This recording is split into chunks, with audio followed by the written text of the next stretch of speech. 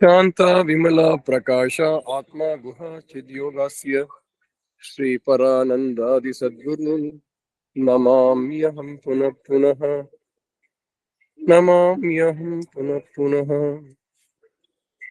ನ ಗುರೋರಧಿಕಂ ನ ಗುರೋರಧಿಕಂ ನ ಗುರೋರಧಿಕಂ ಆತ್ಮತತ್ವಾಯ ವಿದ್ಮಹೆ ಗುರುತತ್ವಾಯ ಧೀಮಹಿ ತನ್ನೋ ಸದ್ಗುರು ಪ್ರಚೋದಯಾತ್.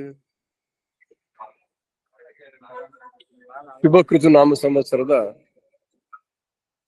ಕಡೆಯ ದಿವಸ ಫಾಲ್ಗುಣ ಮಾಸದ ಅಮಾವಾಸ್ಯೆ. ನಾವಿಂದು ರಾಮೇಶ್ವರದಲ್ಲಿದ್ದೇವೆ. ಇಲ್ಲಿ ಬಹಳಷ್ಟು ಎಲ್ಲ ಕ್ಷೇತ್ರಗಳಲ್ಲೂ ಹಾಗೆ ಮುಖ್ಯ ಕ್ಷೇತ್ರಾಧಿಪತಿಯನ್ನ ಬಿಟ್ರೆ ಮಿಕ್ಕ ಹಲವಾರು ಪ್ರಮುಖವಾದ ದೇವಸ್ಥಾನಗಳ ಬಗ್ಗೆ, ಅಲ್ಲಿನ ಮಹಿಮೆಯ ಬಗ್ಗೆ ಹೆಚ್ಚು ನಾವು ತಿಳ್ಕೊಳ್ಳಿಕ್ಕೆ ಪ್ರಯತ್ನ ಪಡಲ್ಲ. ನಾನು ಅದ್ರ ಬಗ್ಗೆ ಹೇಳಲಿಕ್ಕೆ ಪ್ರಯತ್ನ ಪಟ್ಟರು ಸಾಧ್ಯ ಆಗ್ತಾ ಇಲ್ಲ. ಹಲವು ಕಡೆ ನೋಡಿ, ಇಲ್ಲೊಂದು ಬೋರ್ಡ್ ಇದೆ, ಅದು ಕಾಣ್ತಾ ಇಲ್ಲ, ಅದು ಪಕ್ಕದಲ್ಲಿದೆ. ಇದು it reads Ujjaini Mahakali temple. This temple is situated on the shores of Agni Tirtham. Believed by the Rameshwaram people that Ujjain Mahakali is one of the 8 protecting Durgas of Rameshwaram island. See, look at this. He is a protecting deity of Rameshwaram. Ujjaini Mahakali ಅಷ್ಟದುರ್ಗೆಯರು ಒಬ್ಬರಂತ ಇಲ್ಲಿ. ಅವಳು ರಾಮೇಶ್ವರನ ಕಾಪಾಡ್ತಾಳೆ ಅನ್ನೋ ನಂಬಿಕೆ ಇಲ್ಲಿನ ಜನಕ್ಕಿದೆ. ಇಲ್ಲಿ ನವರಾತ್ರಿಯ ಕೊನೆಯ ದಿವಸ ಅಂದ್ರೆ ನವಮಿ ದಿವಸ ಬೆಂಕಿಯ ಮೇಲೆ ನಡೆಯುವಂತ ಒಂದು ಅಂದ್ರೆ ಅಗ್ನಿಗುಂಡವನ್ನು ಕೂಡ ಇಲ್ಲಿ ಮಾಡ್ತಾರೆ. ಅದರ ಬಗ್ಗೆನು ಇಲ್ಲಿ ಇದೆ. ನಾನು ಹೇಳಿದೆ ಆ ಅರ್ಚಕರಿಗೆ, ಇದನ್ನೆಲ್ಲ ಯಾಕೆ ನೀವು ರಾಮೇಶ್ವರ ರಾಮನಾಥ ಸ್ವಾಮಿ ಟೆಂಪಲ್ದು ಒಂದು ವೆಬ್ಸೈಟ್ ಇದೆ, ಅಲ್ಲಿ ಹಾಕ್ಲಿಕ್ಕೆ ಪ್ರಯತ್ನ ಯಾಕೆ ಮಾಡಬಾರದು ಅಂತ. ಅವರು ಗೊತ್ತಿಲ್ಲ ಅಂತಾರೆ. ಏನ್ ಮಾಡೋದು, ನಾನು ಏನು ಮಾಡ್ಲಿಕ್ಕಾಗಲ್ಲ.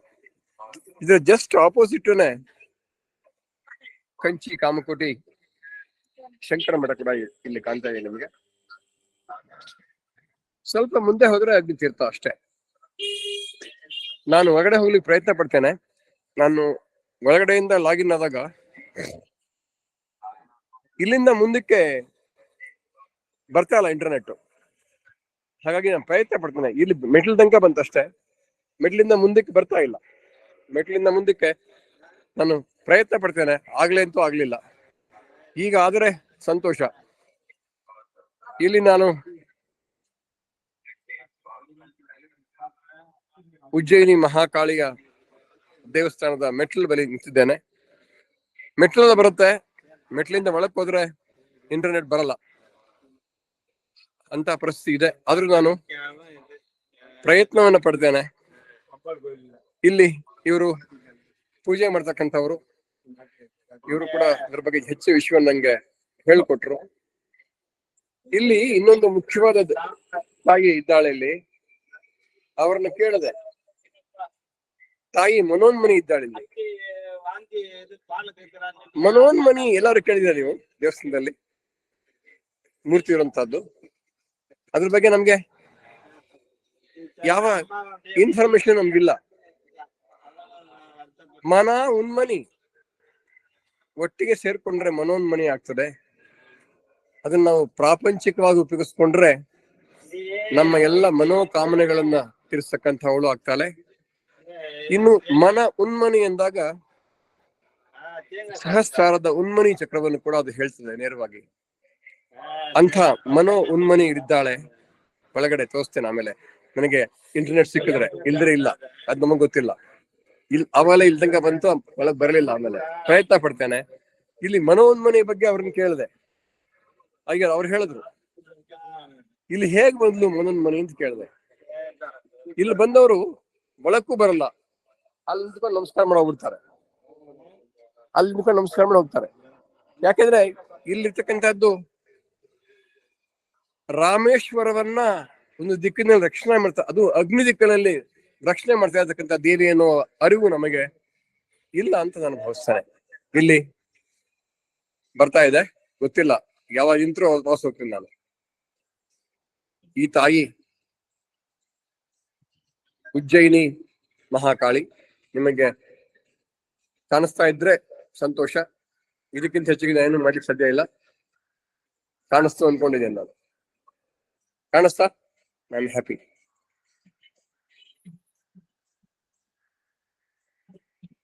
ನಾನು ಹೀಗೆ ಒಂದು ಪ್ರದಕ್ಷಿಣೆ ಹಾಕಿದ್ರೆ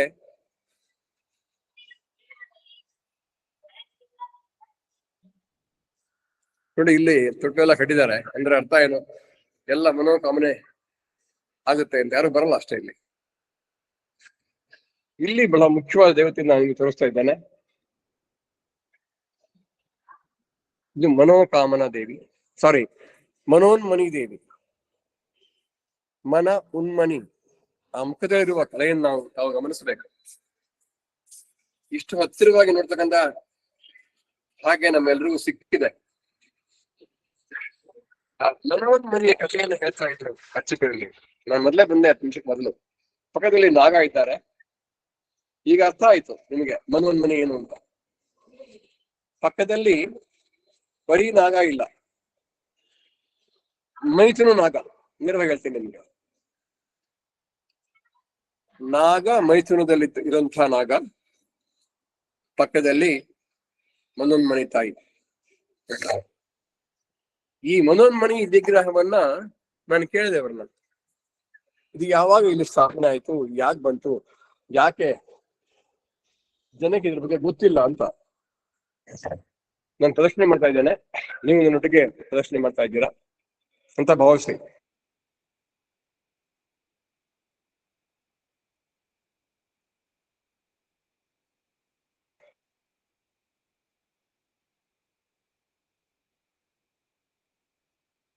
ಅದಕ್ಕೆ ಅವ್ರು ಹೇಳೋದು, ಆ ಮನೋನ್ಮಣಿ ವಿಗ್ರಹ 106 ವರ್ಷದ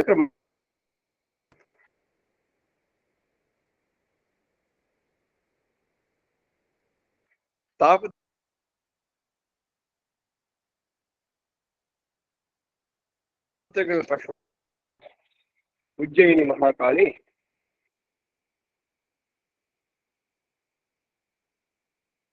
ಅಂತ ಒಂದು 200 ವರ್ಷ ಆಗಿರ್ಬೋದು ಅಂತ ಹೇಳ್ತಾರೆ. ಅದ್ರ ಬಗ್ಗೆ ದಾಖಲೆ ಅವರ ಬಳಿ ಇಲ್ಲ. ಅವ್ರ ಬಳಿ ಇಲ್ಲ ಅಂದ್ರೆ ಇನ್ಯಾರ ಬಳಿ ಇರೋ ಸಾಧ್ಯ ಇಲ್ಲ.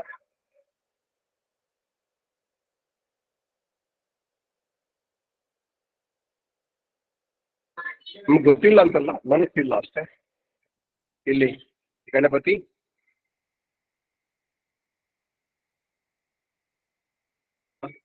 ರಮೇಶ್ವರಕ್ಕೆ ಬಂದಿದ್ದೀರಾ ಬಹಳ ಜನ.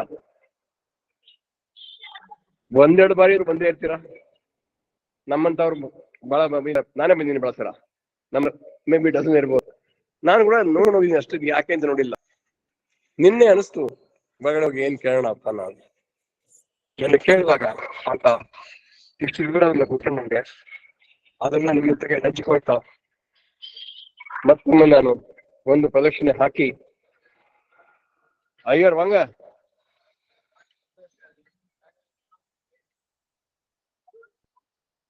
ಮತ್ತೊಂದು ಪ್ರದಕ್ಷಿಣೆ ಹಾಕಿ ನಾನು ಮತ್ತೆ ಆಕೆಯ ನಾನು ನಿಂತ್ಕೊಂಡಿದ್ದೇನೆ. ಅಮ್ಮ ಹಂಗೆ ಇವ್ರೆ ಹಿಂದಿ आपके माता क्या इधर एक अम्मा है, उनका नाम है मनोन्मणि. उनका मनोमना पूरा करता है वो. आप तो बोलना है. ನಾನು ಹೇಳ್ಬೇಕು ಐನೂರಿಗೆಲ್ಲಿ ಐರಿಗೆ ಬಂದವ್ರಿಗೆಲ್ಲ ಹೇಳಪ್ಪ ಅದನ್ನ. ಅವ್ರು ಹೇಳ್ತಾ ಇಲ್ಲ ಪಾಪ, ಏನ್ ಮಾಡೋದು ನಾನು.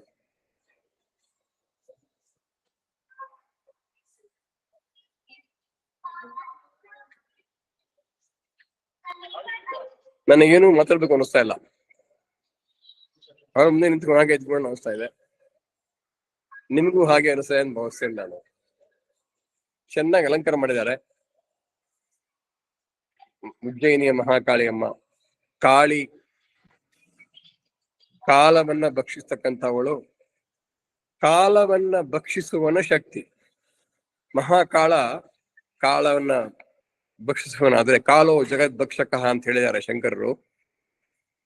ಆ ಜಗದ್ ಭಕ್ಷಕನ ಶಕ್ತಿ ಅಂದ್ರೆ ನನ್ನದೇ ಭಾಷೆ, ನನ್ನದೇ ಮಾತಿದು, ನನ್ನ ಗುರುಗಳು ಮಾತಷ್ಟೇ. ಇದಕ್ಕೆ ಎಲ್ಲರೂ ದಾಖಲೆ ಕೊಡಿ, ಶಾಸ್ತ್ರ ಕೊಡಿ, ಸಾಧ್ಯ ಇಲ್ವೇನೋ. ಜಗದ್ಭಕ್ಷಕ ಅನ್ನುವನು ಪ್ರಜ್ಞೆ ಆದ್ರೆ ಜಡವಾಗಿದ್ರೆ ಆ ಜಗತ್ತನ್ನ ಭಕ್ಷಣೆ ಮಾಡ್ಲಿಕ್ಕೆ ಕ್ರಿಯಾಶೀಲ ಆಗ್ತಕ್ಕಂಥ ಅವಳು ಮಹಾಕಾಳಿ ಅನಿಸ್ತದಂಗೆ. ಹಾಗೆ ಅರ್ಥ ಮಾಡಿಸ್ಬೇಕು ನಾನು. ಮಹಾಕಾಳನ ನನ್ನ ಪ್ರಜ್ಞೆಗೆ ಹೋಲಿಸಿ ಜಡ ಅಂತ ಅನ್ಕೊಂಡ್ರೆ ಆ ಉಜ್ಜಯಿನಿಯ ಮಹಾಕಾಳಿ ಆ ಜಗದ್ಭಕ್ಷಕ ಕ್ರಿಯೆಗೆ ಮಾಡ್ತಕ್ಕಂಥವಳು ಕಾಳ ಅಲ್ಲ, ಕಾಳಿಯೇ. ಹೌದಲ್ವಾ? ನಾವು ಶಿವಶಕ್ತಿಯುಕ್ತವನ್ನು ಅರ್ಥ ಮಾಡ್ಕೊಂಡ್ರೆ ಅಥವಾ ಪ್ರಜ್ಞೆ ಮತ್ತು ಶಕ್ತಿಗೆ ಅರ್ಥ ಮಾಡ್ಕೊಂಡ್ರೆ, ಜಡ ಮತ್ತು ಚೈತನ್ಯವನ್ನು ಅರ್ಥ ಮಾಡ್ಕೊಂಡಾಗ ಕಾಲವನ್ನ ಜಗದ್ಭಕ್ಷಕ ಅಂತ ಏನು ಶಂಕರರು ಕರೆದ್ರು, ಆ ಕಾಲದ ಜಗದ್ಭಕ್ಷಕನಾಗಲಿಕ್ಕೆ ಆ ಕ್ರಿಯಾಶೀಲ ಆಗ್ತಕ್ಕಂಥವಳು ತಾಯಿ ಮಹಾಕಾಳಿ ಅಲ್ಲದೆ ಬೇರೇನು ಅಲ್ಲ, ಬೇರೇನು ಅಲ್ಲ ಅಂತ ನಾನು ಹೇಳಲೇಬೇಕು. ನಿಮ್ಮೆಲ್ರಿಗೂ ಇವತ್ತು ನಾನು ಉಜ್ಜಯಿನಿ ಮಹಾಕಾಳಿಯ ದರ್ಶನವನ್ನ ರಾಮೇಶ್ವರದಲ್ಲಿ ಮಾಡಿಸ್ತಕ್ಕಂಥ ಭಾಗ್ಯ ನನ್ನದಾಯಿತು ಅಂತ ಭಾವಿಸ್ತೇನೆ. ನಿಮಗೆ ದರ್ಶನದ ಭಾಗ್ಯ ಹೇಗ್ ಸಿಕ್ತೋ ನನಗೆ ನಿಮಗೆ ದರ್ಶನ ಮಾಡಿಸಿದ ಭಾಗ್ಯ ಸಿಕ್ತು ಅಂತ ಭಾವಿಸ್ತೇನೆ. ಅದಕ್ಕೆ ಅವಕಾಶ ಕೊಟ್ಟಂತ ಇಲ್ಲಿನ ಪೂಜೆ ಮಾಡ್ತಕ್ಕಂಥವ್ರು ಕೂಡ ನಾನು ಅವ್ರಿಗೂ ಆ ದರ್ಶನದ ಭಾಗ್ಯ, ಆ ಭಾಗ್ಯ ಅವ್ರಿಗೂ ಸಿಗ್ಬೇಕು. ಯಾಕೆಂದ್ರೆ ಬೇಡಪ್ಪ ಮಾಡೋದಿಲ್ಲ, ಏನ್ ಮಾಡೋದು ನಾನು ಬಲ್ಲಂತ ಮಾಡಕ್ಕಾಗಲ್ಲ.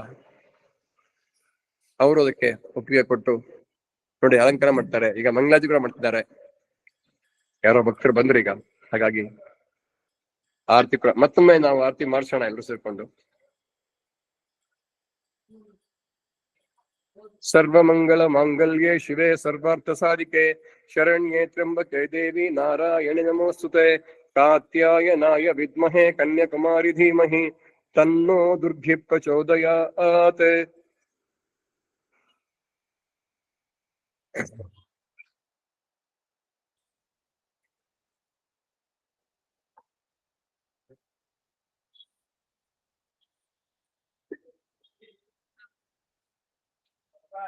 ಅಮಾವಾಸ್ಯೆ ಮಹಾಕಾಳಿಗೆ ದರ್ಶನ ಇನ್ನೇನ್ರು ಬೇಕು? ಇನ್ನೇನಾದ್ರು ಬೇಕಾ ನಿಮ್ಗೆ? ನಂಗಂತೂ ಏನು ಬೇಕು ಅನಿಸ್ತಾ ಇಲ್ಲಪ್ಪ.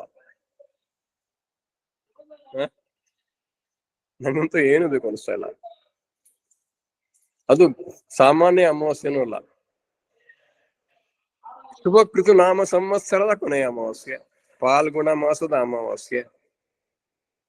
ಅವತ್ತು ಕಾಲವನ್ನ ಅಳತೆ ಮಾಡ್ತೇವೆ ನಾವು.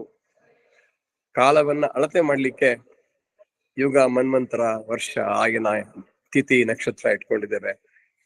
ಆ ಕಾಲವನ್ನ ಗಣನೆ ಮಾಡ್ಲಿಕ್ಕೆ, ಕಾಲವನ್ನ ಭಕ್ಷಿಸ್ತಾ ಇರ್ತಕ್ಕಂಥ ಆ ಮಹಾತಾಯಿಯನ್ನ ದರ್ಶನ ಮಾಡ್ತಕ್ಕಂಥ ಅವಕಾಶವಿತ್ತು.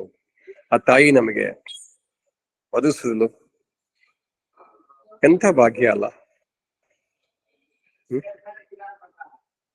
ಕಾಲ ಇವತ್ತು ಶುಭಕೃತು ನಾಮ ಸಂವತ್ಸರದ ಕೊನೆ. ಶುಭಕೃತು ನಾಮ ಸಂವತ್ಸರನ ಕಾಲ ಭಕ್ಷಿಸ್ಬಿಟ್ಟ. ಹೌದು, ಆಗೋಯ್ತು ಭಕ್ಷಣೆ, ಅದು ಮುಗಿದು ಹೋಯ್ತು. ಮತ್ತೆ ಪಾಲ್ಗುಣ ಮಾಸದ ಅಮಾವಾಸ್ಯೆ ಬರ್ಲಿಕ್ಕಿಲ್ಲ, ಶುಭಕೃತು ನಮ್ಮ ಸಂವತ್ಸರ ಬರ್ಲಿಕ್ಕಿಲ್ಲ. ಆ ಭಕ್ಷಣೆಗೆ ಕ್ರಿಯಾಶಕ್ತಿ ಯಾರು? ಮಹಾಕಾಳಿ ಅಷ್ಟೇ. ಆ ಮಹಾಕಾಳಿಯ ಮುಂದೆ ನಾವು ವಿನೀತರಾಗಿ ಭಕ್ತಿ ಭಾವದಿಂದ ಅವಳನ್ನ ನಮಸ್ಕರಿಸೋಣ, ಪ್ರಾರ್ಥನೆ ಮಾಡ್ಕೊಳ್ಳೋಣ. ಕಾಲವನ್ನ ಗೆಲ್ಲುವ ಶಕ್ತಿಯನ್ನು ನಮಗೆ ಕೊಡುವಂತ ಕೇಳ್ಕೊಳ್ಳೋಣ. ಕಾಲವನ್ನ ಗೆಲ್ಲುವುದು ಹೇಗೆ? ಕಾಲಾತೀತರಾಗುವುದು ಅಂತಲ್ಲ ಅರ್ಥ. ಹೌದು, ಅದನ್ನ ನಾನು ಇಂಗ್ಲಿಷ್ ಹೇಳ್ಬೇಕಾದ್ರೆ ಟ್ರಾನ್ಸೆಂಡ್ ಟೈಮ್ ಅಂತಾರೆ. ನಾವು ಕಾಲಾತೀತರಾಗುವಂತಹ ಶಕ್ತಿಯನ್ನು ತಾಗಿ ದಯಪಾಲಿಸು, ನನಗೆ ನಮ್ಮೆಲ್ಲರಿಗೂ ದಯಪಾಲಿಸು. ಕಾಲಾತೀತರಾದಾಗ ಏನಾಗ್ತೀವಿ ನಾವು? ಮಹಾಕಾಳ ಆಗ್ತೇವೆ ಅಥವಾ ಮಹಾಕಾಳಿ ಆಗ್ತೇವೆ ಅಷ್ಟೇ. ಮಹಾಕಾಳ ಮತ್ತು ಮಹಾಕಾಳಿಯ ಅರ್ಥವೇ ಅದು, ಕಾಲಾತೀತರಾದವರು ಅಂತಲೇ ಅರ್ಥ. ಅದಕ್ಕೆ ನಾವು ಶಿವನ ರೂಪವನ್ನು ಕೊಟ್ಟಾಗ ಅದು ಮಹಾಕಾಳ ಆಯಿತು, ಶಕ್ತಿ ರೂಪವನ್ನು ಕೊಟ್ಟಾಗ ಅದು ಮಹಾಕಾಳಿ ಆಯಿತು.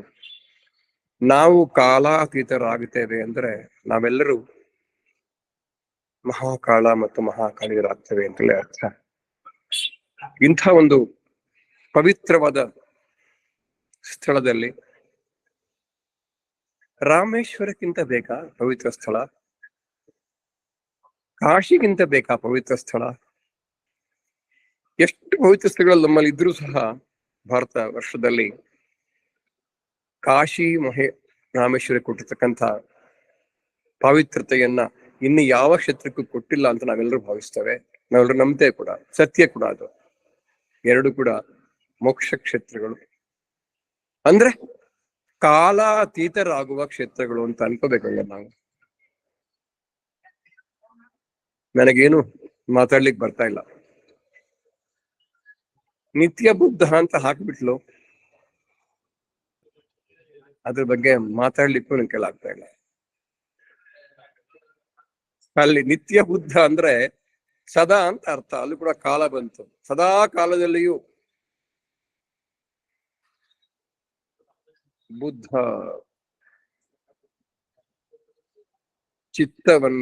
ಚಿತ್ತದಲ್ಲಿ ತಿಳುವಳಿಕೆಯನ್ನ ಇಟ್ಕೊಂಡಿರ್ತಕ್ಕಂಥವಳು ಅಂತಲೇ ಅರ್ಥ. ಅಲ್ಲಿ ನಿಮ್ಮ ಚಿತ್ತದಲ್ಲೂ ತಿಳುವಳಿಕೆ ಇದೆ, ಆ ತಿಳುವಳಿಕೆ ಬೇರೆ, ಅವಳ ತಿಳುವಳಿಕೆ ಬೇರೆ. ನಿತ್ಯ ಬುದ್ಧ ಅಂತ ಹೇಳೋದನ್ನ ನಾನು ಹೇಳ್ಬೇಕೇನೋ ಗೊತ್ತಿಲ್ಲ, ಹೇಳ್ಬೇಕಾಗಿದೆ ಅನ್ಸುತ್ತೆ ನಂಗೆ. ಒಂಚೂರಾದ್ರೂ ಹೇಳ್ಬೇಕಲ್ವಾ ನಾನು? ಹೇಳ್ದೆ ಇದ್ರೆ ಏನ್ ಪ್ರಯೋಜನ ಆಗುತ್ತೆ ನಾನು ಇಲ್ಲಿ ಬಂದಿದ್ದಕ್ಕೆ? ಹಾಗಾಗಿ ಶ್ರೀಮಾತೆ ಸದಾ ಎಲ್ಲ ಕಾಲಕ್ಕೂ ಬುದ್ಧಿರೂಪಿಣಿಯಾಗಿದ್ದಾಳೆ. ಯಾ ದೇವಿ ಸರ್ವಭೂತೇಷು ಬುದ್ಧಿ ರೂಪೇಣ ಸಂಸ್ಥಿತ ನಮಸ್ತಸ್ಯೈ ನಮಸ್ತಸ್ಯೈ ನಮಸ್ತಸ್ಯೈ ನಮೋ ನಮಃ ಅನ್ನುವ ಶ್ಲೋಕವನ್ನು ನಾವು ನೆನಪಿಸಿಕೊಂಡ್ರೆ ಅದೇ ಇಲ್ಲಿ ನಾನು ಹೇಳ್ತಕ್ಕಂಥ ನಿತ್ಯ ಬುದ್ಧ. ನಿಜವಾದ ಬುದ್ಧಿವಂತಿಕೆ ಅಂದ್ರೆ ಏನು? ಅದೇನ್ರಿ ಬುದ್ಧಿವಂತಿಕೆ?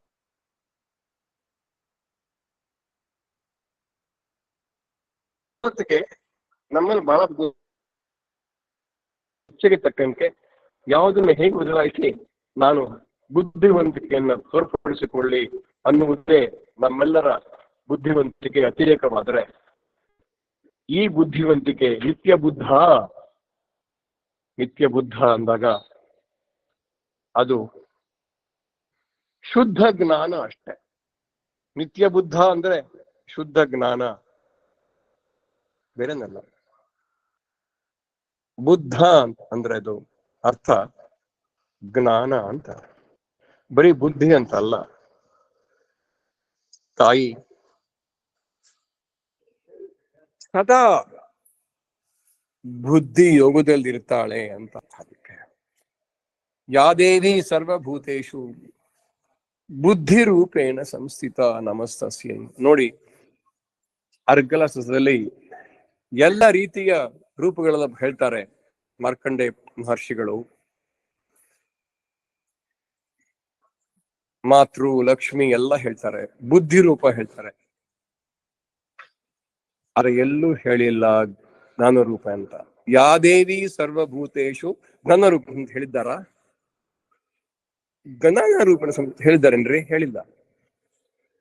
ಹೇಳಿಲ್ವೇ? ಯಾಕೆ? ಅಲ್ಲಿ ಬುದ್ಧಿ ರೂಪೇಣ ಅಂದ್ರೆ ಜ್ಞಾನ ರೂಪಿಣಿ ಅಂತ ಅರ್ಥ ಅಲ್ವಾ? ರಿಪಿಟೇಷನ್ ಆಗ್ಬೇಕಾ? ಯಾದೇವಿ ಸರ್ವಭೂತೇಶು ಜ್ಞಾನ ರೂಪೇಣ ಅಂತ ಹೇಳಿದ್ದಾರ? ಇಲ್ಲ. ಬುದ್ಧಿ ರೂಪೇಣ ಸಂಸ್ಥಿತ ಅಂತ ಹೇಳ್ಬಿಟ್ರು. ಅಂದ್ರೆ ಆ ಬುದ್ಧಿ ಅಂತಕ್ಕಂಥದ್ದು ಶುದ್ಧವಾದ ಜ್ಞಾನ ಅಲ್ಲದೆ ಮತ್ತೇನೂ ಅಲ್ಲ. ನಮ್ಮೆಲ್ಲರ ಬುದ್ಧಿಗಳು ಕೇವಲ ಕುಬುದ್ಧಿ ದುರ್ಬುದ್ಧಿ ಆಗದೆ, ಹೌದಲ್ವಾ? ನಮ್ಮೆಲ್ಲ ಬುದ್ಧಿಗಳು ಅವೇ, ದುರ್ಬುದ್ಧಿ ಕುಬುದ್ಧಿ ಅಷ್ಟೇ. ಅವು ಶುದ್ಧವಾದ ಜ್ಞಾನ ಆಗಬೇಕಲ್ವಾ? ನಾವು ಅವಳನ್ನ ನಿತ್ಯ ಬುದ್ಧಾಯೈ ನಮಃ ಅಂದಾಗ ನಮ್ಮ ಬುದ್ಧಿ ಅಂತಕ್ಕಂಥದ್ದು ಜ್ಞಾನವಾಗಿ ಪರಿವರ್ತನೆ ಆಗ್ಲಿ ತಾಯಿ ಅಂತ ಕೇಳ್ಕೊಳ್ವಾ? ಇಲ್ಲಿ ಭಾಸ್ಕರ ಮಕ್ಕಿನವರು ಹೇಳ್ತಾರೆ, ಆಕೆ ಸದಾ ಬುದ್ಧಿ ಯೋಗದಲ್ಲಿ ಇರ್ತಾಳೆ ಅಂತ. ಏನು ಬುದ್ಧಿ ಯೋಗ ಅಂದ್ರೆ? ಆ ಬುದ್ಧಿ ಎನ್ನುವ ಪದಕ್ಕೆ ಜ್ಞಾನ ಅನ್ನೋ ಪದವನ್ನ ಸೇರಿಸ್ಬಿಟ್ರೆ, ಅಥವಾ ಅದನ್ನ ಚೇಂಜ್ ಮಾಡಿದ್ರೆ, ಬುದ್ಧಿ ಎನ್ನುವ ಪದಕ್ಕೆ ಬದಲಾಗಿ ಜ್ಞಾನ ಅನ್ನುವ ಪದವನ್ನ ಹಾಕ್ಬಿಟ್ರೆ ಜ್ಞಾನ ಯೋಗ ಅಂತ ಆಗುತ್ತಲ್ವಾ? ಆಕೆ ಸದಾ ಜ್ಞಾನ ಯೋಗ ಇದ್ದಾಳೆ ಅಂತ ಅರ್ಥ. ಅದಕ್ಕೆ ಅಂದ್ರೆ ಶ್ರೀಮಾತೆ ಬುದ್ಧಿ ಯೋಗಿರ್ತಕ್ಕಂಥವಳು, ಜ್ಞಾನ ಯೋಗ ಆಗಿರ್ತಕ್ಕಂಥವಳು ಅಂತಲೇ ಅರ್ಥ. ಅದಕ್ಕೆ ಇಲ್ಲಿ ನಾನು ಇಂಗ್ಲಿಷಲ್ಲಿ ನಿತ್ಯ ಬುದ್ಧಾಯೈ ನಮಃ ಅಂತ ಹೇಳುವಾಗ ನಂಗೆ ನೆನಪಿದೆ, ನಾನೊಂದು ಭಗವದ್ಗೀತೆಯ ಶ್ಲೋಕವನ್ನು ಕೂಡ ಕೋಟ್ ಮಾಡಿದೆ ಅಂತ ನೆನಪು ಬರ್ತಾ ಇದೆ. ಅದು ಭಗವದ್ಗೀತೆಯ 2ನೇ ಅಧ್ಯಾಯದ 49ನೇ ಶ್ಲೋಕ ಅಂತ ಭಾವಿಸ್ತೇನೆ. ಅಲ್ಲಿ ಕೃಷ್ಣ ಹೇಳ್ತಾನಪ್ಪ, ಮುಂದೆ ಯೋಚನೆ ಮಾಡಿ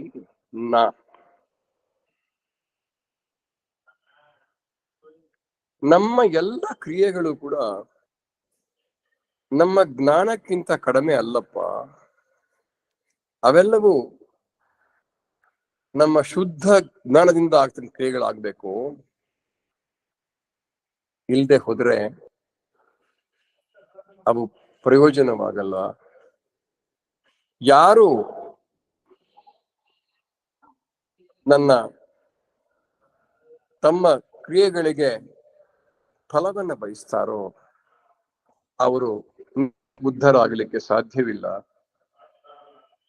ಹಾಗಾಗಿ ಜ್ಞಾನಕ್ಕೆ ಶರಣಾಗಪ್ಪ, ಬುದ್ಧಿಗೆ ಶರಣಾಗಪ್ಪ ಅನ್ನೋ ಮಾತನ್ನ ಕೃಷ್ಣ ಅರ್ಜುನ ಹೇಳ್ತಾನೆ. ಬುದ್ಧಂ ಶರಣಂ ಅನ್ವಿಚ್ಛ ಅನ್ನೋ ಒಂದು ಮಾತು ಬರ್ತದಲ್ಲಿ. ನನಗೆ ಕಾಣ್ತಾ ಇಲ್ಲ ಹಳಕ್ಕೆ, ದೂರೇಣ, ನನಗಿಲ್ಲಿ ಆಗ್ತಿಲ್ಲ ಓದ್ಲಿಕ್ಕೆ. ದೂರೇಣ ಹ್ಯಾವರ್ಣ ಯಾವರ್ಣಂ ಕರ್ಮ ಬುದ್ಧಿ ಯೋಗ ಧನಂಜಯ ಬುದ್ಧೌ ಶರಣಂ ಅವಿಚ್ಛ ಕೃಪಾನ ಫಲ ಹೇತವಃ. ನೀನು ಬುದ್ಧಿಗೆ ಶರಣಾಗ್ಬಿಡಪ್ಪ. ಯಾವ ಬುದ್ಧಿಗೆ? ನಮ್ಗಿದೆಯಲ್ಲ ದುರ್ಬುದ್ಧಿಗಳು, ಅದಕ್ಕಲ್ಲ, ಜ್ಞಾನಕ್ಕೆ ಶರಣಾಗ.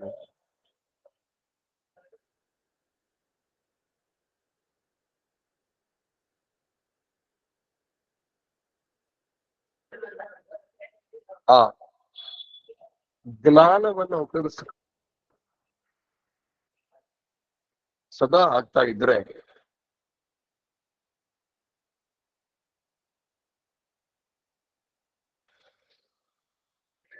ಅದು ಬುದ್ಧಿಯೋಗವಾಗ್ತದೆ, ಜ್ಞಾನವಾಗ್ತದೆ. ಇಲ್ಲಿ ನಾನು ಅದು ಆ ಮಾತುಗಳು, ಆ ವಾಕ್ಯಗಳು ಕೇವಲ ಬೌದ್ಧ ಧರ್ಮಕ್ಕೆ ಸೀಮಿತ ಅನ್ಕೊಂಡಾಗ ನಮ್ಮ ಸೀಮಿತವಾದ ಬುದ್ಧಿ ಉತ್ತರ ಕೊಡ್ತದೆ. ಅದು ಹಾಗಲ್ಲ. ಬುದ್ಧಂ ಶರಣಂ ಗಚ್ಛಾಮಿ, ಧರ್ಮಂ ಶರಣಂ ಗಚ್ಛಾಮಿ, ಸಂಘಂ ಶರಣಂ ಗಚ್ಛಾಮಿ ಅಂತ ಹೇಳುವಾಗ ನಾನು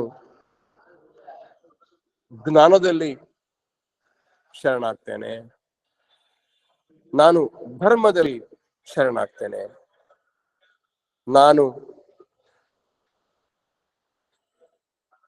ಸಂಘದಲ್ಲಿ ಅಂದ್ರೆ ಇಲ್ಲಿ ಸೊಸೈಟಿ ಅಂತ ಮಾತ್ರ ಅರ್ಥ ಆಗಲ್ಲ, ಸತ್ಸಂಗ ಅಂತ ಅರ್ಥ ಆಗ್ತದೆ. ಈ ಮೂರು ಬುದ್ಧಂ ಶರಣಂ, ಧರ್ಮಂ ಶರಣಂ, ಸಂಘಂ ಶರಣಂ ಗಿಂತ ಇನ್ನೊಂದು ಈ ಮೂರು ಕೂಡ ಮನಸ್ಸಿನ ಕ್ರಿಯೆಗಳೇ, ಬುದ್ಧಿಯಲ್ಲಿ ಶರಣಾಗ್ತಕ್ಕಂಥದ್ದು. ಧರ್ಮ ಅಂದ್ರೆ ಏನಪ್ಪಾ? ಒಳ್ಳೆಯ ಕ್ರಿಯೆ ಅಷ್ಟೇ, ಅದಕ್ಕೆ ಇನ್ನೇನು ಹೇಳ್ಬೇಕಾದಿಲ್ಲ. ಮತ್ತೊಮ್ಮೆ ನಾನು ಒಳ್ಳೆಯ ಕ್ರಿಯೆ ಯಾವುದು, ಕೆಟ್ಟ ಕ್ರಿಯೆ ಯಾವುದು ಅನ್ನೋದ್ರ ಬಗ್ಗೆ ಹೇಳಲಿಕ್ಕೆ ಹೋಗಲ್ಲ, ಅದು ವಿಸ್ತಾರ ಆಗ್ತದೆ, ಅದನ್ನ ಹೇಳಕ್ ಬೇಡ. ಸಂಘಂ ಶರಣಂ ಗಚ್ಚಾಮಿ ಆದ್ಮೇಲೆ ಇದು ಮೂರು ಮನಸ್ಸಿನ ವಿಧಗಳು, ಮನಸ್ಸಿನ ಸ್ಥಿತಿಗಳು. ಅಲ್ಲಿ ಇನ್ನೊಂದಿದೆ, ಅದು ನಿಶ್ಚಯಾತ್ಮಿಕ ಅನ್ನುವ ಸ್ಥಿತಿ ಒಂದಿದೆ. ಆ ನಿಶ್ಚಯಾತ್ಮಿಕ ಅನ್ನೋದನ್ನ ಬಹಳ ಚೆನ್ನಾಗಿ ತೀರ್ಥಂಕರರು ಹೇಳ್ತಾರೆ ಜೈನ ಧರ್ಮದಲ್ಲಿ. ಹಾಗಾಗಿ ಬುದ್ಧಂ ಶರಣಂ, ಧರ್ಮಂ ಶರಣಂ, ಸಂಘಂ ಶರಣಂ, ಅದು ಮೂರು ವಿಧ ಆದ್ರೆ ನಿಶ್ಚಯಾತ್ಮಿಕ ಅನ್ನುವ ಇನ್ನೊಂದು ಮನಸ್ಸಿನ ಸ್ಥಿತಿ. ಇನ್ನೊಂದು ಸ್ಥಿತಿ ಗೊತ್ತಾ ನಮಗೆ? ಸಂಶಯಾತ್ಮಿಕ ಸ್ಥಿತಿ. ನಮ್ಮೆಲ್ಲರಿಗೂ ಇದೆ ಅದು. ಸದಾ ಸಂಶಯದಿಂದ ಇರ್ತಕ್ಕಂಥ ಬುದ್ಧಿ, ಅದು ಸಾಧ್ಯವಿಲ್ಲ. ಆ ಸ್ಥಿತಿಯಿಂದ ಹೊರಗೆ ಬಂದ್ರೆ ಮಾತ್ರವೇ ನಾವು ಜ್ಞಾನವನ್ನ ಸಂಪಾದನೆ ಮಾಡ್ಲಿಕ್ಕೆ ಸಾಧ್ಯ. ಜ್ಞಾನದಲ್ಲಿ ನಾವು ಶರಣಾಗತರಾಗಿ ಸಾಧ್ಯ, ಕಾಲದಲ್ಲಿ ಆಗ್ಲಿಕ್ಕೆ ಸಾಧ್ಯ ಶರಣಾಗತರಾಗಿ. ಅದನ್ನ ನಾನು ಜ್ಞಾನ ಯೋಗ ಅಂತ ಅಥವಾ ಬುದ್ಧಿ ಯೋಗ ಅಂತ ಕರಿಬಹುದು. ಅಥವಾ ಯಾ ದೇವಿ ಸರ್ವಭೂತೇಷು ಬುದ್ಧಿ ರೂಪೇಣ ಸಂಸ್ಥಿತ ನಮಸ್ತಸ್ಯೈ ನಮಸ್ತಸ್ಯೈ ನಮಸ್ತಸ್ಯೈ ಎಂದಾಗ ನನ್ನನ್ನ ತಾಯಿ ಬುದ್ಧಿ ಯೋಗದಲ್ಲಿ ನಿಲ್ಲಿಸುವಂತಲೇ ಅರ್ಥ ಅಲ್ವಾ? ನೀನು ಬುದ್ಧಿ ರೂಪಿಯಾಗಿದ್ದೀಯ ತಾಯಿ, ನೀನು ಜ್ಞಾನ ರೂಪಿಯಾಗಿದ್ದೀಯ, ನಾನು ನಿನ್ನ ನಮಸ್ಕರಿಸ್ತಾ ಇದ್ದೇನೆ, ನನ್ನನ್ನು ಕೂಡ ಜ್ಞಾನ ರೂಪಿಯಾಗಿ ಬುದ್ಧಿ ರೂಪಿಯಾಗಿ ಮಾಡ್ತಾಯಿ ಅನ್ನೋ ಅರ್ಥ ಬಿಟ್ರೆ ಬೇರೇನು ಅರ್ಥ ಇಲ್ಲ. ಇದನ್ನ ಪೋಸ್ಟ್ ಮಾಡ್ತಾ ಇದ್ದೇನೆ, ಕಾಮೆಂಟ್ ಏನೇ ಬರಲಿ ಅದ್ರ ಬಗ್ಗೆ ಯೋಚನೆ ಬೇಕಾಗಿಲ್ಲ. ಯಾಕೆಂದ್ರೆ ಯದ್ಭಾವಂ ತದ್ಭವತಿ, ಇದು ನನ್ನ ಅನಿಸಿಕೆ, ನನ್ನ ಗುರುಗಳು ಏನ್ ಹೇಳ್ತಾರೋ ಅದನ್ನ ಹೇಳ್ತಾ ಇದ್ದೇನೆ ನಾನು. ಈ ನಿಶ್ಚಯಾತ್ಮಕ ಸ್ಥಿತಿ ತಲುಪಲಿಕ್ಕೆ ಏನ್ ಮಾಡ್ಬೇಕು ನಾವು ಮನಸ್ಸನ್ನ ತರಬೇತಿಗೊಳಿಸ್ಬೇಕು. ಹೌದು, ತರಬೇತಿಗೊಳಿಸಿದಾಗ ಯಾವುದು ಕೆಟ್ಟದ್ದು ಯಾವುದು ಒಳ್ಳೆಯದು ಅಂತ ನಮಗೆ ಅರ್ಥ ಆಗ್ಬೇಕ್ರಿ. ಸಮಾಜ ಹೇಳೋದಲ್ಲ ಇದು ಕೆಟ್ಟದ್ದು ಒಳ್ಳೇದು ಅಂತ. ನಾವು ಬುದ್ಧಿ ಯುಗದಲ್ಲಿ ನಿರತರಾದ್ರೆ ಗುರುಮಂಡಲ ಹೇಳ್ತದೆ ಯಾವುದು ಸರಿ ಯಾವುದು ತಪ್ಪು ನಿನ್ನ ಜ್ಞಾನ ಮಾರ್ಗಕ್ಕೆ, ನಿನ್ನ ಆಧ್ಯಾತ್ಮಿಕ ತಿಳುವಳಿಕೆಗೆ ಅಂತ. ಸಮಾಜ ಹೇಳೋ ತಿಳುವಳಿಕೆ ಅಲ್ಲ ಇದು ಸರಿ ತಪ್ಪು ಅಂತ. ಆ ಸರಿ ತಪ್ಪುಗಳು ಬದಲಾವಣೆ ಆಗ್ತಾನೇ ಇದೆ. ನಿತ್ಯ ಬುದ್ಧ ಅಲ್ಲ ಅದು ಅಲ್ವಾ? ನಿನ್ನೆ ಯಾವುದು ಸರಿಯೋ ಇವತ್ತಲ್ಲ. ನಿನ್ನೆ ಸಮಾಜದ ಬುದ್ಧಿ ಏನ್ ಹೇಳ್ತೋ ಇದು ಸರಿ ಅಂತ, ಇವತ್ತು ಅದೇ ಸಮಾಜದ ಬುದ್ಧಿ ಅದು ತಪ್ಪು ಅಂತ ಹೇಳ್ತದೆ. ಇವತ್ತು ತಪ್ಪು ಅಂತ ಹೇಳಿದ್ರಿಂದ ಇನ್ನೊಂದು 100 ವರ್ಷ ಆದ್ಮೇಲೆ ಸರಿ ಅಂತ ಹೇಳ್ತದೆ. ಅದು ನಿತ್ಯ ಬುದ್ಧ ಆಗ್ಲಿಕ್ಕೆ ಸಾಧ್ಯವಿಲ್ಲಪ್ಪ. ನಾವು ನಿತ್ಯ ಬುದ್ಧರಾಗಬೇಕು ಅಂತ ಏನ್ ಮಾಡ್ಬೇಕು? ನಮ್ಮ ಮನಸ್ಸನ್ನ ಕ್ರಿಯಾಶೀಲವಾಗಿಸಿದಾಗ ನಮ್ಮ ಅರಿವಿಗೆ ಬರ್ತದೆ ಯಾವುದು ಸರಿ ಯಾವುದು ತಪ್ಪು ಅಂತ. ಅದನ್ನ ಮಾಡಬೇಕು. ಸಮಾಜ ಹೇಳುವ ಸರಿ ತಪ್ಪುಗಳ ಅಲ್ಲ. ಸಮಾಜದ ತಪ್ಪುಗಳು ಸಮಾಜದ ಸ್ಥಿತಿಗೆ ನಿರ್ಮಾಣ ಆಗಿರ್ತಕ್ಕಂಥ ತಪ್ಪು ಸರಿ ಹೊರತು ನನ್ನ ವೈಯಕ್ತಿಕ ನೆಲೆಯಲ್ಲಿ ಸರಿ ತಪ್ಪುಗಳು ಅಲ್ಲ ಅಂತ ಹೇಳ್ತಾ, ಆಗ ನಾವು ಬುದ್ಧಿ ತೊಳ್ಕೊಂಡಾಗ ಯಾವುದು ಒಳ್ಳೆಯ ಕರ್ಮಗಳು ಯಾವುದು ಕೆಟ್ಟ ಕರ್ಮಗಳು ಅನ್ನುವುದನ್ನ ತಾಯಿ ನಮಗೆ ತೋರಿಸ್ತಾಳೆ. ಯಾಕೆ ಗೊತ್ತಾ? ಇಲ್ಲಿ ನಾನು ಹೇಳಬೇಕು. ಅಲ್ರಿ, ಗುರುಗಳನ್ನ ಕೊಲ್ಲೋದು ಒಳ್ಳೇದೇನ್ರಿ? ಒಳ್ಳೆ ಕರ್ಮನಾ? ವಂಶದ ಮೂಲ ಪುರುಷನ ಕೊಲ್ಲೋದು ಒಳ್ಳೆ ಕರ್ಮನಾ? ಐ ಆಮ್ ರೆಫರಿಂಗ್ ಮಹಾಭಾರತ, ಬೇರೇನೂ ಅಲ್ಲ. ಕೃಷ್ಣ ತನ್ನ ಗುರುವನ್ನು ಕೊಲ್ತಾನೆ, ಗುರುವಿನ ಮಗನನ್ನು ಕೊಲ್ತಾನೆ, ತನ್ನ ಅಣ್ಣನನ್ನು ಕೊಲ್ತಾನೆ, ಕೊನೆಗೆ ವಂಶದ ಪಿತಾಮಹನನ್ನೇ ಕೊಂದು ಬಿಡ್ತಾನೆ. ನಮ್ಮ ದೃಷ್ಟಿಯಲ್ಲಿ ಏನಪ್ಪಾ ಅದು? ಪಾಪ ಅಲ್ವೇನ್ರಿ ಅದು? ತಪ್ಪಲ್ವೇನ್ರಿ ಅದು? ಆದರೆ ಕೃಷ್ಣ ಅವನಿಗೆ ಜ್ಞಾನ ಯೋಗವನ್ನು ಹೇಳ್ಕೊಟ್ಟಿರ್ತಾನೆ. ಅದೇ ಬುದ್ಧಿ ಯೋಗ ಆಗಿರ್ತಲ್ವಾ. ಹಾಗಾಗಿ ನಿತ್ಯ ಬುದ್ಧಾಯೈ ನಮಃ ಅಂತ ಹೇಳುವಾಗ ನಮಗೆ ಆ ತಿಳುವಳಿಕೆಯನ್ನ, ವಿವೇಕವನ್ನು ಕೊಡುತ್ತಾಯಿ. ವಿವೇಕ ಯಾವುದು? ಯಾವುದು ಸರಿ, ಯಾವುದು ತಪ್ಪು ಅಂತ ಅರ್ಥ ಮಾಡಿಕೊಳ್ತಕ್ಕಂಥ ವಿವೇಕ. ಸಮಾಜ ಹೇಳುವ ಸರಿ ತಪ್ಪಲ್ಲ. ಮತ್ತೆ ನಾನು I am repeating, underlining it. ಅದಕ್ಕೆ ಮಹಾಭಾರತಕ್ಕಿಂತ ಒಂದು ಒಳ್ಳೆಯ ಉದಾಹರಣೆ ಇಲ್ಲ. ಆ ಗೊಂದಲಕ್ಕೆ ಒಳಗಾದಾಗ ಕೃಷ್ಣ, ಅರ್ಜುನ ಆಗಲೇ ಬಂದಿದ್ದ ಗೀತೆ ಅಲ್ವಾ. ಅಂದ್ರೆ ವಿವೇಕ ಅನ್ನತಕ್ಕಂಥದ್ದು ನಿನಗೆ ಬುದ್ಧಿ ಯೋಗದಲ್ಲಿ ಬರ್ತಕ್ಕಂಥದ್ದಪ್ಪ. ನಾನು ಭಗವಂತನ ಸಾಕ್ಷಾತ್ ಸ್ವರೂಪವಾಗಿ ನಾನು ನಿಂಗೆ ಹೇಳ್ತಾ ಇದ್ದೀನಿ ಕಣಯ್ಯ, ಕೇಳು ಅಂತ. ವಿವೇಕವನ್ನು ಕೊಡ್ತಾನವನು ಕೃಷ್ಣ ಭಗವದ್ಗೀತೆಯಲ್ಲಿ ಅರ್ಜುನನಿಗೆ. ಅದು ಜ್ಞಾನಯೋಗ ಅಲ್ವಾ. ಆ ವಿವೇಕ ಸಾಮಾಜಿಕ ಅಳತೆಗೋಲಿಗೆ ಸರಿಯುತ್ತಾ? ಒಮ್ಮೆ ಪ್ರಶ್ನೆ ಮಾಡಿಕೊಳ್ಳಿ. ಸರಿಯುತ್ತೇನ್ರಿ? ಎಲ್ಲಾರು ಉಂಟೇನ್ರಿ ತನ್ನ ಸ್ವಂತ ಅಣ್ಣ ತಮ್ಮಂದಿರನ್ನ ಕೊಲ್ತಕ್ಕಂಥದ್ದು ಯುದ್ಧದಲ್ಲಿ? ಬಿಡಿ, ತನ್ನ ಗುರುವನ್ನ ಕೊಲ್ತಕ್ಕಂಥದ್ದು ಸರಿ ಏನ್ರಿ? ಇಲ್ಲ ಅಲ್ಲ. ಸಮಾಜದ ವಿವೇಕ ಅದು ಸರಿಯಲ್ಲ ಅನ್ನೋದು. ಆದರೆ ಜ್ಞಾನದಿಂದ ಬಂದ ವಿವೇಕ ಅದಲ್ಲ. ಜ್ಞಾಪಕ ಇರ್ಲಿ. ಅದು ಹೇಳ್ತಾನೆ ಕೃಷ್ಣ, ಕೊಲ್ಲೋದ್ ನೀನಲ್ಲಪ್ಪ. ಅದನ್ನ ಯಾಕೆ ನೀನ್ ಅಂಟಿಸ್ಕೊ, ನಿನ್ ಮೇಲೆ ಹಾಕೋತೀಯ? ನಿನ್ನ ಕರ್ಮವನ್ನ ಮಾತ್ರ ಮಾಡಿ ನೀನು ಅಷ್ಟೇ, ಅದರ ಫಲಗಳು ನಿನಗೆ ಸೇರಿಲ್ಲ ಅಂತ ಹೇಳ್ತಾನೆ. ಅಂದ್ರೆ ಕಾಮನೆಗಳಿಲ್ಲದ ಭಗವಂತನಲ್ಲಿ ಒಂದಾಗುವ ಒಂದೇ ಕಾಮನೆಯನ್ನು ಇಟ್ಕೊಳ್ತಕ್ಕಂಥ ಯಾವುದೇ ಕ್ರಿಯೆ ಅದು ಸರಿ ತಪ್ಪುಗಳ ವಿಶ್ಲೇಷಣೆಗೆ ಬರ್ತಕ್ಕಂಥದ್ದು ಅಲ್ಲ. ಅದನ್ನ ಕೃಷ್ಣ ಗೀತೆಯಲ್ಲಿ ಸ್ಪಷ್ಟವಾಗಿ ಹೇಳಿದ್ದಾನೆ. ನಾವು ಎಷ್ಟು ಸಾರಿ ಓದ್ತೀವಪ್ಪ ಗೀತೆನ? ಓದಿದ್ದೆ. ಎಷ್ಟೊಂದು ಭಾಷೆಗಳ್ರಿ ಗೀತೆಗೆ. ನಮ್ಮಲ್ಲಿ ಎಷ್ಟು ಜನ ಹೋಗ್ತೀವಪ್ಪ ಗೀತೆ ಕ್ಲಾಸುಗಳಿಗೆ? ಅಲ್ಲಿಂದ ನಾವ್ ಏನ್ ತಂದಿವಿ ಗೊತ್ತಿಲ್ಲ ನಂಗೆ. ನನಗಂತೂ ಗೊತ್ತಿಲ್ಲ.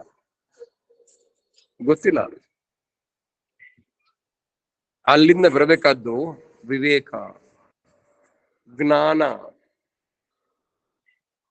ಆ ಜ್ಞಾನ ಯೋಗ ಅಥವಾ ಬುದ್ಧಿ ಯೋಗದಲ್ಲಿ ತೊಡಗಿಕೊಂಡಾಗ ವಿವೇಕ ನಮಗೆ ಬರಬೇಕು. ವಿವೇಕ ನಮ್ಮ ಒಳಗಡೆ ಉಂಟಾಗ್ತದೆ, ಜ್ಞಾಪಕ ಇರಲಿ, ಹೊರಗಡೆ ಅಲ್ಲ. ಆ ವಿವೇಕವನ್ನ ಕೊಡ್ತಕ್ಕಂಥದ್ದು ಹೊರಗಿನ ಪುಸ್ತಕಗಳಲ್ಲ, ಶಾಸ್ತ್ರಗಳಲ್ಲ, ಸಮಾಜ ಅಲ್ಲ. ನಾವು ಎಲ್ಲಿಯವರೆಗೆ ಪುಸ್ತಕಗಳು ಕೊಡ್ತಕ್ಕಂಥ ಬುದ್ಧಿಯನ್ನೋ ತಿಳುವಳಿಕೆಯನ್ನೋ, ಸಮಾಜ ಕೊಡ್ತಕ್ಕಂಥ ತಿಳುವಳಿಕೆಯನ್ನೋ ವಿವೇಕ ಅಂದ್ಕೊಂಡಿರ್ತೀವಿ, ಅಲ್ಲಿಯವರೆಗೆ ನಮ್ಮ ಒಳಗಿನ ವಿವೇಕ ಜಾಗೃತವಾಗ್ಲಿಕ್ಕಿಲ್ಲ. ಹೌದಲ್ಲ? ಇದನ್ನ ಒಪ್ತೀರಾ? ನೀವು ಒಪ್ಪಲಿ ಬಿಡ್ಲಿ ಹೇಳ್ಬೇಕಷ್ಟೇ. ನಾನು ಅದ್ ನನ್ ಕರ್ಮ, ಹೇಳಬೇಕು. ಅದೆಲ್ಲ ಹೇಳ್ತಾ ಇದ್ದೀನಿ. ಮಹಾಕಾಳಿಯ ಸನ್ನಿಧಿಯಲ್ಲಿ ಈ ಮಾತುಗಳನ್ನ ಅವಳ ಚರಣ ಕಮಲಗಳಲ್ಲಿ ಅರ್ಪಿಸಿ ಹೇಳ್ತಾ ಇದ್ದೇನೆ. ಹಾಗಾಗಿ ಅದು ತಪ್ಪಾಗಲಿಕ್ಕೆ ಸಾಧ್ಯವಿಲ್ಲ. ನಮ್ಮ ವಿವೇಕ ಬರಬೇಕಾದ್ದು ಪುಸ್ತಕಗಳಿಂದ ಅಲ್ಲ, ಸಮಾಜ ಹೇಳ್ಬಿಡುವ ವಿವೇಕದಿಂದ ಅಲ್ಲ. ನಾವು ಆಕೆಯಲ್ಲಿ ಶರಣಾಗಿ, ಗುರುಮಂಡಲದಲ್ಲಿ ಶರಣಾಗಿ, ಬುದ್ಧಿ ಯೋಗದಲ್ಲಿ ಜ್ಞಾನ ತಿಳ್ಕೊಂಡಾಗ ನಮಗೆ ಬರ್ತದಲ್ಲ ವಿವೇಕ, ಅದು ವಿವೇಕ. ಅದನ್ನ ವಿಸ್ಡಮ್ ಅಂತ ಕರೀತಾರೆ. ಈ ವಿಸ್ಡಮ್, ಈ ವಿವೇಕ ನಮ್ಮೆಲ್ಲರಿಗೂ ಬರಬೇಕು. ದ ವಿಸ್ಡಮ್ ಆ ಪದಕ್ಕೆ ಬಹಳ ಸುಲಭ, ಆದ್ರೆ ಕನ್ನಡ ಬರ್ತಾಮ ನಿಮ್ಗೆ? ಎಲ್ಲಿಂದಮ್ಮ? ಹುಬ್ಳಿಯಿಂದ ಬಂದ್ರ? ಜ್ಞಾನ ಅಂದ್ರೆ ವಿಸ್ಡಮ್ ಒಂದು ಪುಸ್ತಕದಲ್ಲಿ ಇಲ್ಲ ಅಂತ ಅಷ್ಟೇ. ಇದೆಯಾ ಪುಸ್ತಕದಲ್ಲಿ? ಇಲ್ಲ ಅಲ್ಲ? ಒಪ್ತೀಯಮ್ಮ ನೀನು? ಖುಷಿ ಆಯ್ತು ನಂಗೆ. ಆ ವಿಸ್ಡಮ್ ಅನ್ನೋದು, ವಿವೇಕ ಅಂತಕ್ಕಂಥದ್ದು, ನಾನು ಆ ಭಗವಂತನಲ್ಲಿ ಶರಣಾಗಿ ಆ ಯೋಗದಲ್ಲಿ ನಾನು ತೊಡಕೊಂಡ್ರೆ ನನ್ನ ಒಳಗೆ ಬರ್ತದಲ್ಲ ವಿವೇಕ, ಅದು ಬುದ್ಧಿ, ಅದು ವಿವೇಕ, ಅದು ಜ್ಞಾನ. ಇಲ್ಲೊಬ್ರಿದ್ದಾರೆ ಹುಬ್ಳಿ ಅಂತ ಅವ್ರದ್ದು, ಇದು ಆನ್ಲೈನ್ ಇಲ್ಲ. ಹರೇ ಕೃಷ್ಣ. Hare Krishna to everyone. ಗೊತ್ತಿಲ್ಲ ಯಾರು? ಹರೇ ಕೃಷ್ಣ ಅಷ್ಟೇ ನಂಗೆ. ಹಾ, ಎಲ್ರು ನೋಡುದು ಅವ್ರನ್ನ. ಬಟ್ ನನ್ನ ಹೆಸರು ಕೇಳಿಲ್ಲ, ಗೊತ್ತಿಲ್ಲ ನಂಗೆ. ಅವ್ರು ಹೇಳಿದ್ರು ನೀವು ಹೇಳಿ ಸರಿ ಅಂತ, ನೀವಂತೂ ಹೇಳಲಿಲ್ಲ. ಅವ್ರು ಹೇಳ್ಬಿಟ್ರಿಲ್ಲಿ ಯಾರು ಹೇಳಿಲ್ಲ ಹೇಳಿ ಸರಿ ಅಂತ. ಅವ್ರು ಹೇಳಿದ್ರು ನೀವ್ ಹೇಳಿ ಸರಿ ಅಂತ. ಅವ್ರು ಮಾತಾಡ್ತಾ ಇದ್ದಿದ್ನ ಅಬ್ಸರ್ವ್ ಮಾಡಿದೆ, ಗುಡಿಗೆ ಬಂದಿದ್ದೆ. ಅವ್ರು ಹೇಳೋ ಒಂದೊಂದು ವರ್ಡ್ ಬಹಳ ಇಂಪಾರ್ಟೆಂಟ್ ಅಂಡ್ ಇಟ್ಸ್ ಟ್ರೂತ್. ಅವ್ರ ಏನ್ ಹೇಳ್ತಿದಾರೆ, ಇಟ್ಸ್ ವೆರಿ ಗುಡ್ ಪಾಯಿಂಟ್. ಯಾವ್ದು ಪುಸ್ತಕದಿಂದ ಬರೋದಿಲ್ಲ. ಮನುಷ್ಯ ದೇವರಲ್ಲಿ ಶರಣಾದ್ಮೇಲೆ ಅವನಿಂದ ಬರೋ ಜ್ಞಾನವೇ ಒರಿಜಿನಲ್ ಜ್ಞಾನ. ಹರೇ ಕೃಷ್ಣ ಮಾತೆ. ಅಮ್ಮ, ಇದು ನಮ್ಮ ಹೆಸರು ಗೊತ್ತಾಗಿಲ್ಲ. ಕಮಲವೇಣಿ ಆಚಾರ್ಯ. ಕಮಲವೇಣಿ ಆಚಾರ್ಯರನ್ನ ಭೇಟಿ ಆಗತಕ್ಕಂಥದ್ದು ಎಲ್ಲಿ? ಉಜ್ಜಯಿನಿ ಮಹಾಕಾಳಿಯ ಆಲಯದಲ್ಲಿ. ನಾ ಇನ್ನೊಂದು ಹೇಳಲ್ಲ, ಈ ಮಾತು ಹೇಳ್ಬಾರ್ದು ನಾನು, ಮತ್ತೆ ಅದು ಅಹಂಕಾರ ಆಗ್ಬೋದು ಗೊತ್ತಿಲ್ಲ. 7 ಗಂಟೆಯಿಂದ ಭಕ್ತರ ಪ್ರವಾಹ ಇರ್ತಾ ಇದೆ ಇಲ್ಲಿ. ಒಳ್ಳೇದಮ್ಮ, ಒಳ್ಳೇದು. ನಾನು ಆತ್ಮಾನಂದ ಅಂತ ಕರಿತಾರೆ, ಬೆಂಗಳೂರು. ಒಳ್ಳೇದಾಗ್ಲಿ, ಒಳ್ಳೇದಾಗ್ಲಿ ತಾಯಿ, ಒಳ್ಳೇದಾಗ್ಲಿ. ನಾನು ಸುಳ್ಳು ಹೇಳ್ತಾ ಇಲ್ಲಪ್ಪ, ಭಕ್ತರ ಪ್ರವಾಹ ಹರಿದು ಬರ್ತಾ ಇದೆ ಇಲ್ಲಿ. ನಾನು ಇಲ್ಲಿ ಯಾರು ಜನ ನೋಡಿಲ್ಲ ಇಲ್ಲ ಅವತ್ತು. ನಾನು ಎಲ್ಲ ಹೊರಗಿಂದ ಬಂದು ನಮಸ್ಕಾರ ಮಾಡ್ತಾರೆ. ನಿಜ ಈ ಮಾತು. ಇಲ್ಲಿ ಒಂದೇ ಒಂದು ಚೂರು ಕೂಡ ಅಹಂ ಅನ್ನೋದಿಲ್ಲ. ಅದು ಅವಳ ಭಿಕ್ಷೆ ಅಷ್ಟೇ. ಅವಳು ಮಾಡ್ತಾ ಇದ್ದಾಳೆ. ನಾನು ಬಂದೀಗ 3/4 ಗಂಟೆ ಆಯ್ತು ಅನ್ಸುತ್ತೆ. ಇಡೀ ದಿನ ಕೂಡ ಅಷ್ಟು ಜನ ಬರ್ಲಿಕ್ಕಿಲ್ಲ ಒಳಗಡೆ ಇಲ್ಲಿ.